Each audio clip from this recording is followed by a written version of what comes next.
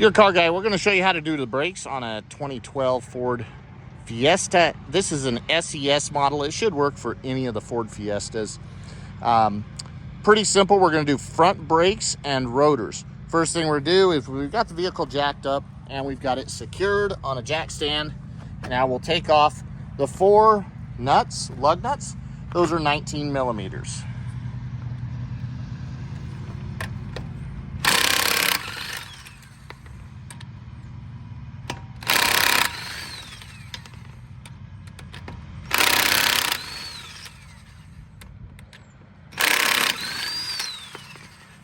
If you don't have an impact gun before you jack it up, just break loose those and then you can be able to get them off very easily.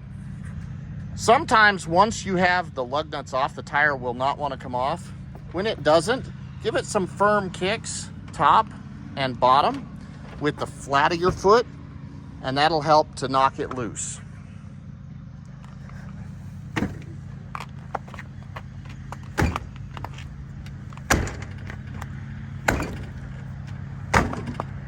There we go.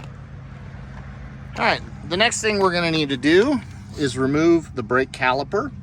We've got 2 12 millimeter headed bolts, one here, one here.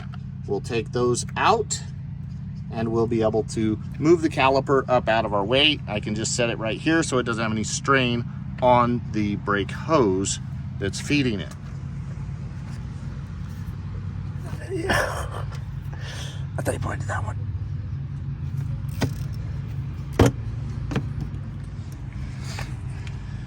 All right, now that we have those bolts out, it's helpful to loosen things up. You can just take a screwdriver and stick this inside and just pull a little bit towards you as you do this. This will help take some of the pressure off of the brake caliper. And again, we can just pull it up and set it right up here out of our way. Next, we're gonna have to take out these 2 15 millimeter bolts back here that hold on this bracket so that we can get the brake rotor off. Now, before I take that bracket off, I can pull the brake pads, and if they're stuck in there a little bit, you just pry them back and away from the rotor, and you'll be able to slide them out from the bracket. So screwdriver in there and grab them and just pry them back towards you on the outside one and to the inside of the car on the inside one. And once you pry those back, they'll just pop out. And again, just pushing it out on the back side there. These 2 bolts that hold the bracket will be much tighter. Once you have the 2 bolts out, the bracket simply comes out of your way. Next, to get this rotor off, it can be a little bit of a pain, and that's why they have this little bolt hole right here. You want to find a bolt that will fit into that and screw it into there, and as you tighten it up, it will, you can use your wrench to tighten it or your ratchet, and it is going to push the brake rotor off of the spindle.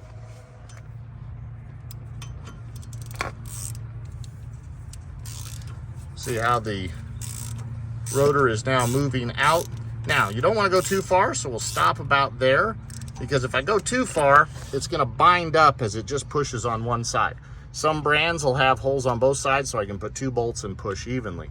Once it gets to that point, I can take and release the pressure on this and just tap it to try to get it to even up. So release it up a little bit and pull out the other side. Once I have it started, it'll usually just walk right off as you grab side to side and pull it out. When you buy new brake rotors, they're going to come with a shipping film on them it's an oil-like substance. It keeps it from rusting, but we want to clean that off. And also, if you've got greasy hands and you touch any part of this, you want to clean that. So just use some good brake cleaner and spray it.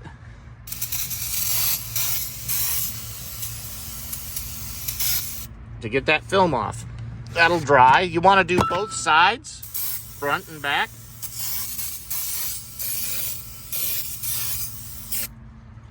Once that's cleaned, you can simply put this brake rotor up onto our spindle, and we'll let it dry while we install our bracket. Our brakes come with new hardware that goes inside the bracket here, so we're going to change that out. Just simply pull on that to pull out the old hardware. The new hardware is going to go right back in place in the same spot, and you just push it in. I'll try to do this one-handed here.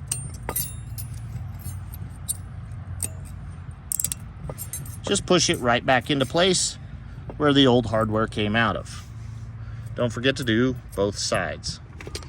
So this bracket is going to fit over the brake rotor, and note that it goes behind these spots on the spindle, and then we'll put in our 2 bolts to secure it. You should be able to finger tighten these bolts most of the way up.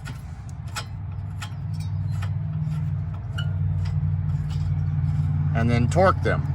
You'll want to just verify the torque for these bolts for each individual vehicle. I will try to leave some torque specs in the description. When you're installing your brake pads, the friction material side needs to be what touches the brake rotor on each side. And something to remember is that if you have this little tab, what this is a brake noise maker. Its job is to warn you when the pads are just about worn out. This should always be on the pad that gets mounted to the inside of the vehicle.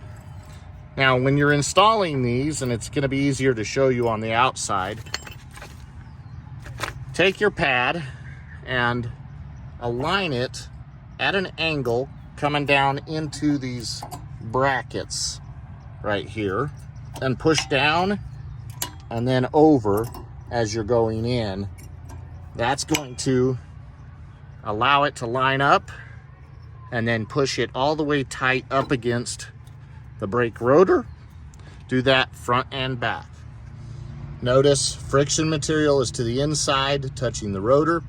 I've seen videos of people that have actually put these on backwards, and all you'll do is destroy your rotors and have terrible braking. Now, before we install the brake caliper, we need to compress it. So this piston needs to move back in because it has adjusted for the wear on the vehicle. I take one of the old brake pads and I take a C-clamp and I fit it over, and then I can tighten the C-clamp to compress this.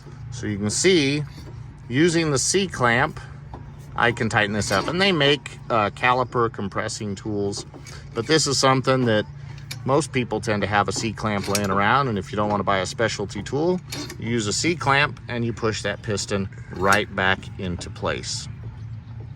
All right, it's that simple. All right, with the piston compressed, this should very easily slide back into place. One thing you want to make sure is, see these?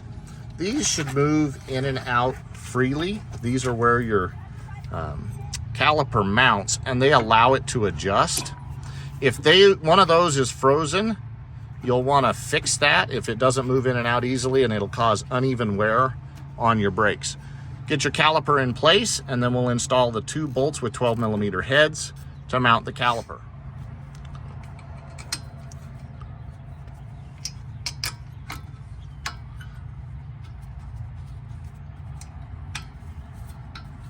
Make sure that they thread in easily so you don't risk cross-threading these. These do not need to be near as tight. Look up the torque spec for them. But, you know, it's a much smaller bolt. It's going to be in the 15 to 20 foot-pound range most likely. Next, we will remount the tire.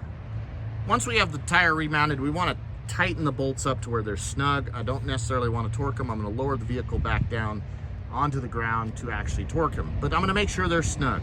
So now we'll lower the vehicle, and then we will torque all of our lug nuts. Now you might think you're done at this point. We've got the vehicle back on the ground, we've torqued the lug nuts, but there's one important thing left to do, and that's to get in the vehicle and pump the brake pedal up until you get a firm pedal. When we compress the piston away to be able to mount the brakes, it now isn't adjusted, and each stroke of the brake pedal is gonna go ahead and start to adjust that piston. So you wanna pump them up till you get a firm pedal before you go driving away to test your brakes.